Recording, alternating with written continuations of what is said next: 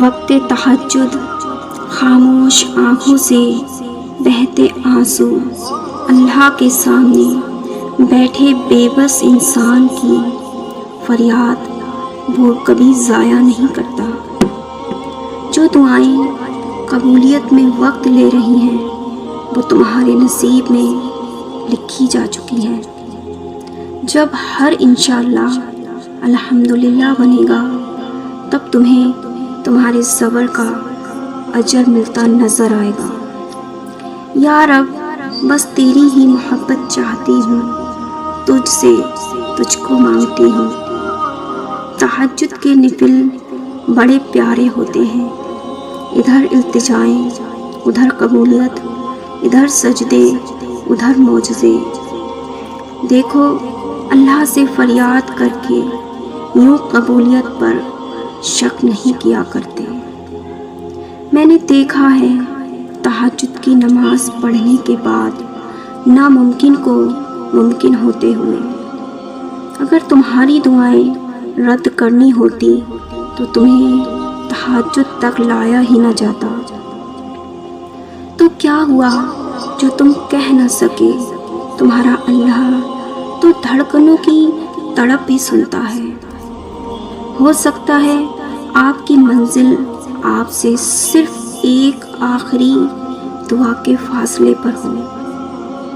مت ہو پریشان میرے بندے، کیے ہوئے دروازوں پر میں خیر لانے سے پہلے مصیبتوں سے گزارتا ہوں، اور جب وہ تمہاری روتی آنکھوں کو قرار دے گا تو ہر طرف سکون کی لہر اٹھنے لگے گی۔ تم تعلق تو رکھو اس سے، وہ الجبار ہے، ٹوٹے دلوں کو جوڑ دیتا ہے۔ اور بے شک تمہارے صبر کے بعد اللہ تمہیں تمہاری چاہت سے نوازے گا۔ یوں ہی تو نہیں پا لیا جاتا تہجد کا سجدہ۔ تم نے کچھ تو ایسا ہے ناممکن جو تمہارے لیے ممکن ہونے والا ہے۔ ممکن ہے جس دن سب کچھ اللہ کے حوالے کر دیا اس دن دیکھنا زندگی کتنی پرسکون ہو جائے گی۔ بے بسی سے جو تم اس کے در پر جاتے ہو وہ ہر ایک سجدے پر کن بھی کہہ سکتا ہے۔ تہجد کی توفیق مل جانا ہی اس کی اور اس میں مانگی جانے والی دعاؤں پر قبولیت کی نشانی ہے۔ کیوں ہوتے ہو پریشان؟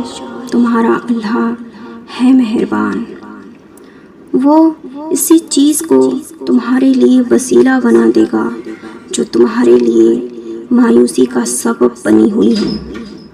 تمہارے ایک آنسو کی پکار ساتویں عرش سے ٹکراتی ہے اور اللہ کو مناتی ہے۔ دیکھو تم درد کا سجدہ زمین پر کرتے ہو اور تمہاری صدا ساتویں آسمان تک جاتی ہے۔ جو ستائے صبر کرو، اللہ کی قسم ایسی طاقت بنو گے پہاڑ بھی راستہ دیں گے۔